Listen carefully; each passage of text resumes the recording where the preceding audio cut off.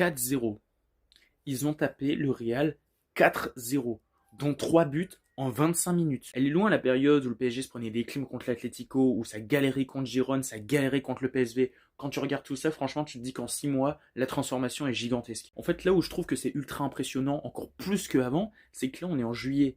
Il y a déjà plus de 50 matchs qui ont été joués par les 3 quarts des joueurs. Et contre le Real Madrid, contre le Bayern, à 9 contre 11, ils arrivent encore à te sortir des prestations. Mais les Hakimi, les Dembélé, la Fabian Ruiz, on retrouve le Fabian Ruiz de l'Euro 2024, mais c'est exceptionnel. Même les rentrants, tu vois, Gonzalo Ramos et tout. En plus, le climat aux États-Unis, l'adaptation à la Coupe du Monde des clubs, les joueurs sont fatigués, ils s'en battent les couilles, ils viennent taper tout le monde. Mais franchement, là, ce qu'est en train de réaliser cette équipe, c'est exceptionnel. C'est de très très loin la meilleure équipe française de l'histoire du football. Je pense que je n'ai pas peur de le dire. En tout cas, en termes de domination à l'échelle européenne et même là, à l'échelle mondiale, j'ai jamais vu ça pour une équipe française. Et comme je l'avais déjà dit auparavant, le PSG n'est plus qu'à 4 matchs désormais de réaliser le septuplé.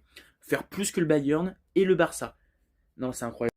Parce que la finale de Coupe du Monde des clubs, trophée des champions, bon, qui sera jouée l'année prochaine, mais qui comptera pour cette saison, finale de Super Coupe d'Europe contre Tottenham et la Coupe intercontinentale qui se jouera en fin d'année.